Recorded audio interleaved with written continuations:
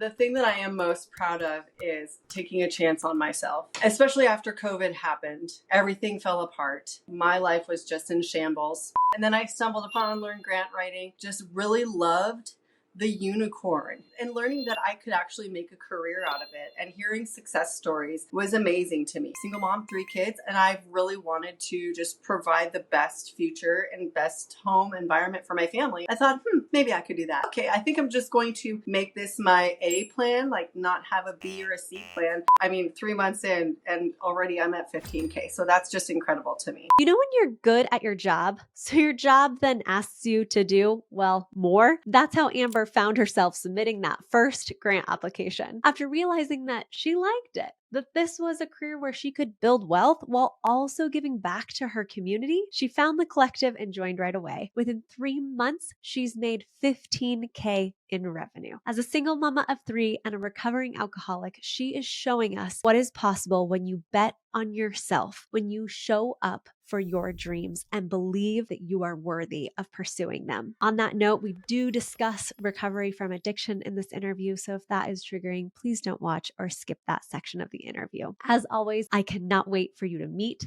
Amber.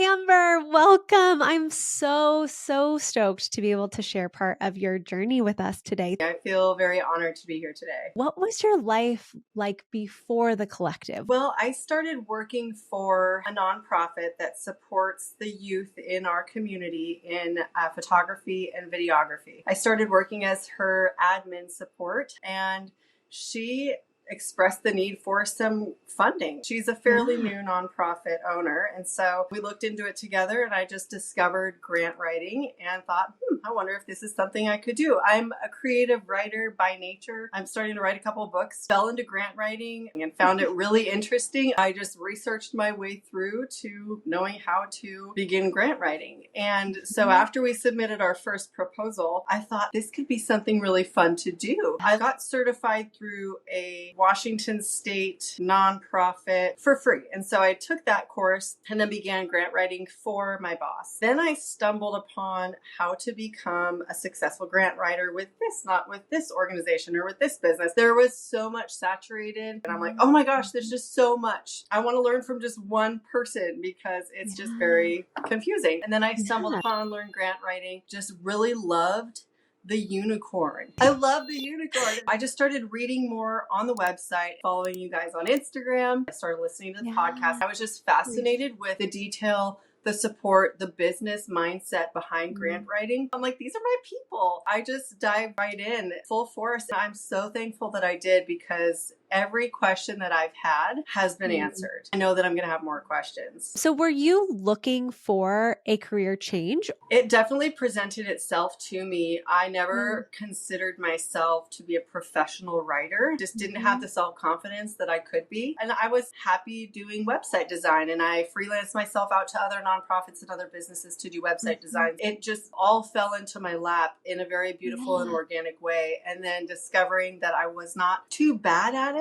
I was just super eager to be better. I'm kind of an overachiever, and learning that I could actually make a career out of it and hearing success stories was amazing to me. Single mom, 3 kids, and I've really wanted to just provide the best future and best home environment for my family. I thought, maybe I could do that. Okay, I think I'm just going to make this my A plan, like not have a B or a C plan, and just putting my full energy into it. My confidence has grown because of the collective, for sure. Amazing. How old are your kiddos? My daughter's 10, the unicorn lover. I have a son who's 6 years old and an 18-month-old baby. It is so impressive, one, to be a mom doing any sort of career change, let alone a single mom, let alone a mom with varied age range, right? Like you are busy. You have different activities. They're at different points in their school journey. It's just quite incredible. I just want to pay attention to that for a second. Thank you. What have been some challenging moments on this journey? The most challenging thing for me has been to overcome bouts of self-doubt. I'm very thankful that in the collective, you guys talk about confidence and mindfulness and really pay attention to being proud of yourself, because that's not really in my nature. I don't feel like it's in anybody's nature, but really reminding myself, wow, look at how far you've come from just like last year. year. I've only been in the collective for 3 months. I think that's been the struggle, is getting up, having kids, and thinking, okay, what am I even doing? This just doesn't seem like I should be doing this.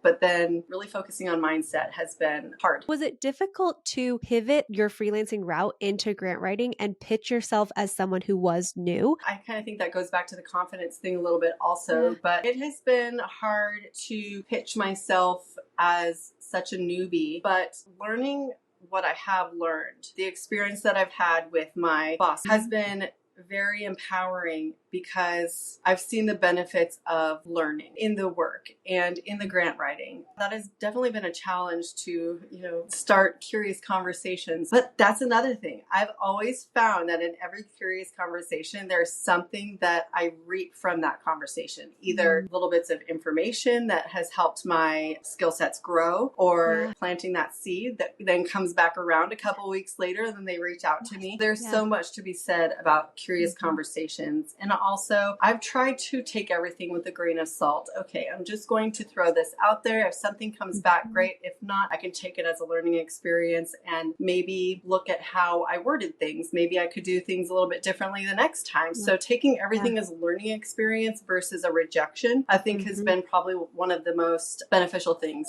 You just gave us a bomb nugget that we should take into everything, right? Like seeing the golden nugget instead of a rejection. Huge, huge. We've all been there when every door feels like it's closing in our face. How do you pick up and open another door if we can switch that mindset around to, no, I'm going to learn something. There will be something that comes out of this conversation no matter what. Then it's not rejection. It's just something. Yeah, absolutely. When you joined, your definition of success was, if I make 5K, I will have been successful. 3 months in, where are we at? Well, I just hit my 15K recently. I still can't believe it. I'm just so thankful. I'm thankful that I took a chance on myself by investing in the collective. I mean, 3 months in and already I'm at 15K. So that's just incredible to me. I am working for 4 nonprofits right now and a for-profit, a real estate business, and then they have a nonprofit, and then a couple of others. I've pitched myself to the real estate company, and I think that that's like the most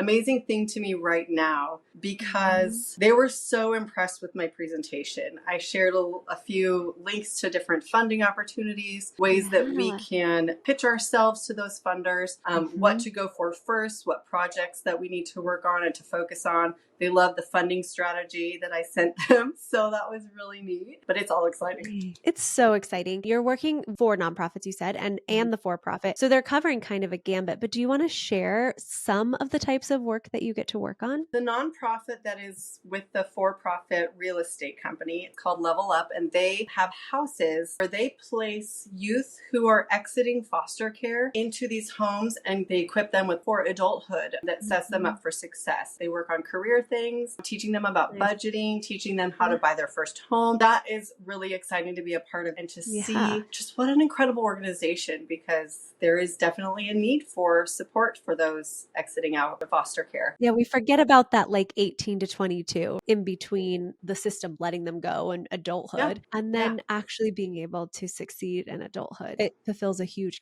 Yeah, for sure. A couple of the other nonprofits I work for, Reboot Recovery, focuses on giving classes and support to veterans and first responders. The last nonprofit, I recently started working with a pastor who has his church that meets in a historical movie theater. They want to renovate it and actually purchase that for their church. So that's really exciting also. Yeah, you're working on the gamut. You have like faith-based to foster care kiddos. And this is what I love about grant writing, is you don't have to focus on one particular area. And I think you said it really well when you said that one of your superpowers is to be in service, to support the people who need supported. And with that type of mission statement, you really can let the doors open for you in whatever ways you want. Yeah, and the learning that comes with each of these nonprofits, what I do want to work more in versus what I don't, or maybe, just on a side project. All of the experience, I'm just a sponge. I'm sucking it all up, and I'm really excited for all of it. What are you most proud of in this journey? What am I most proud of? Oh man.